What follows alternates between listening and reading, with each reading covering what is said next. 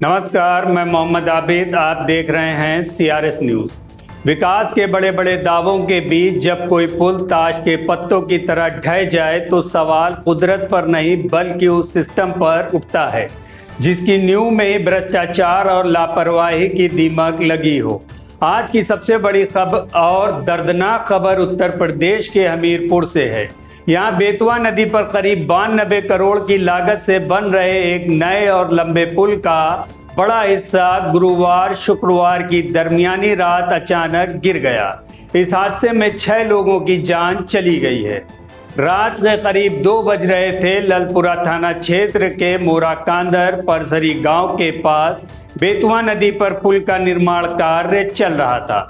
मौसम विभाग की चेतावनी के बावजूद कोठी नंबर 5 में मजदूरों की टीम वायरिंग का काम कर रही थी। तभी अचानक तेज तूफान आया और कोठी नंबर 4, 5 और 6 के करीब 110 मीटर स्लैब में शटरिंग के सीधे नीचे आ गिरी। इस खौफनाक हादसे में 4 मजदूर मलबे के साथ नीचे आ गिरे, जबकि मलबा नीचे सो रहे 2 गार्डों पर गिरा। मौके पर ही 6 लोगों की दर्दनाक मौत हो गई। मरने वालों में 4 मजदूर बांदा के और 2 हमीरपुर के रहने वाले थे।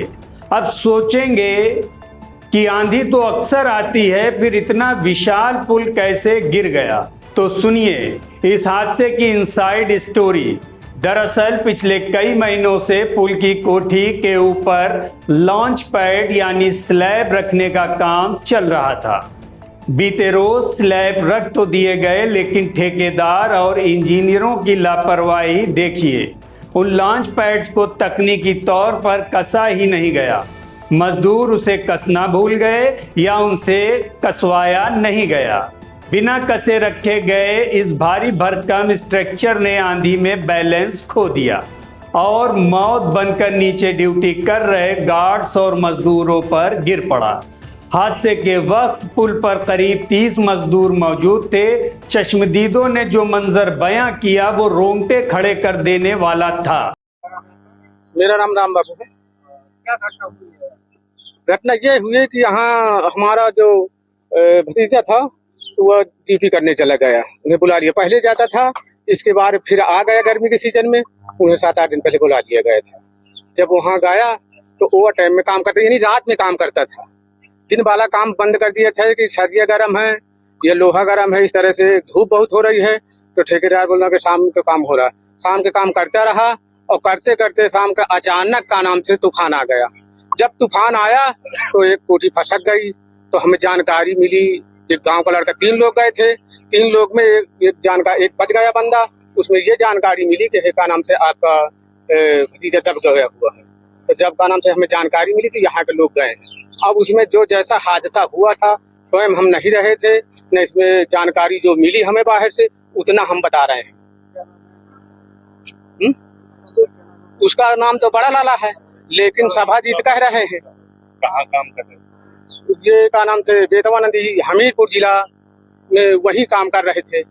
मौके में हम देखने तो गए नहीं हैं कि किस जगह में है, कहाँ पर हैं। उनका कहना है कि पुल पर 2 शिफ्ट में काम हो रहा था। जब तेज हवाएं चली तो कुछ मजदूर जान बचाने के लिए पुल के सेगमेंट के अंदर छिप गए तो कुछ स्लैब पर ही लेट गए। देखते ही देखते उनके साथियों समेत पूरी कोठी नीचे जा गिरी। घटना के तुरंत बाद पुलिस और प्रशासन में हड़कंप मच गया। एसडीआरएफ की टीम बुलाई गई और 7.5 घंटे तक चले भारी रेस्क्यू ऑपरेशन के बाद पुल पर फंसे 3 मजदूरों को जिंदा बचा लिया गया। इसमें एक कंपनी शेल्टर कंपनी नाम से जो हमें बताया गया वो काम कर रही थी इसमें, और इसमें ये कार्य तकरीबन 2 साल से चल रहा था। सर, मजदूरों की सुरक्षा को लेकर क्या इंतजाम थे यहाँ पे?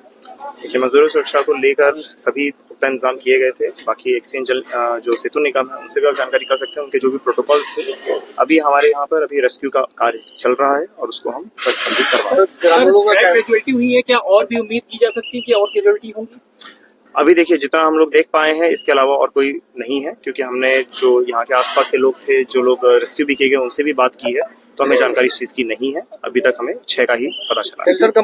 इस घटना के बाद लीपापोती का दौर भी शुरू हो गया है।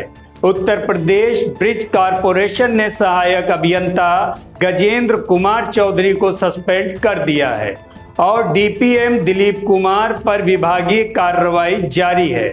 आपको बता दें कि राज्यसभा सांसद बाबूराम निषाद की पहल पर बीहड़ में बसे 26 गांवों की किस्मत बदलने के लिए 3 साल पहले इस पुल की सौगात दी गई थी। कानपुर की प्राइवेट कंपनी सेल्डर लिमिटेड इसका निर्माण कर रही थी, जिसे दिसंबर 2026 तक पूरा होना था। इसके बनने से 32 किलोमीटर की दूरी कम हो जाती, लेकिन आज ये पुल 26 गांवों के लिए सौगात नहीं बल्कि 6 परिवारों के लिए जिंदगी भर का नासूर बन गया। सुरेश कुमार कल्लू। अच्छा, इस हादसे में आप ऊपर फंसे थे, क्या हुआ था घटना? आंधी तूफान कारण ब्रिज नीचे आ गया। आप लोग कहाँ थे? हम इस वाले में आ गए थे, कुछ उधर वाले में थे। और बाकी जो पुल के नीचे दबे हुए हैं वो लोग क्या कर रहे थे? वो भी सेफ जगह में थे। अब ये तो जानकारी होने की गिर जाएगा कुछ, जहाँ हमको लगा कि हम सेफ हो जाएंगे तो हम भागे, उनको लगा तो भागे और नीचे आने का कार्य। तो मतलब सब लोग आंधी तूफान से बचने की कोशिश कर रहे थे कि कोई रात को निर्माण भी कर रहे थे आप लोग? नहीं, निर्माण कुछ नहीं। अच्छा, कितने साथी थे आपके साथ? हमारे पास 7 आदमी थे टोटल। सवाल ये है कि मौसम विभाग के अलर्ट के बावजूद 2 बजे रात क्यों काम करवाया जा रहा था। कल रात को एक सूचना प्राप्त हुई थी कि जैसे यहाँ पे जो बेतवा नदी पर पुल है उसमें जो है एक कॉलम, एक सेगमेंट जो है उसमें नीचे गिर गया है।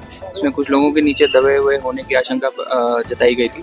इसको सूचना जैसे ही प्राप्त हुई पुलिस और प्रशासन यहाँ मौके पर पहुंचे और एसडीआरएफ को भी तत्काल रूप से बुलवा दिया गया। एसडीआरएफ कल रात में ही यहाँ पर, जैसा कि डीएम साहब ने अवगत कराया, यहाँ पे पहुंच गई थी और इनमें जो 3 लोग थे जो फंसे हुए थे उनको सुचारू रूप से जो है बाहर निकाल लिया गया, उनका रेस्क्यू हो गया है। अभी जो बताया जा रहा है संख्यात्मक रूप से वो 6 लोग जो है जिनके ऊपर गिरा था उसमें से 2 लोग की बॉडीज भी निकाल दी गई हैं।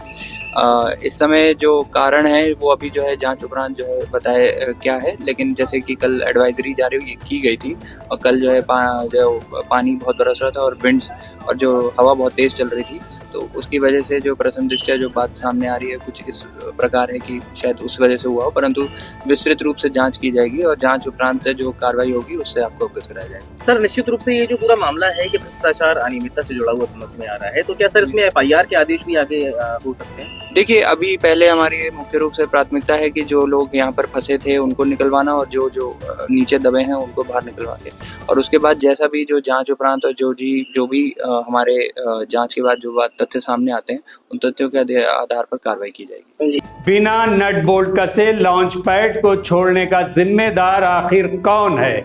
सबसे बड़ा सवाल ये उठता है कि क्या चंद अफसरों के सस्पेंशन से उन 6 लोगों की जान वापस आ जाएगी?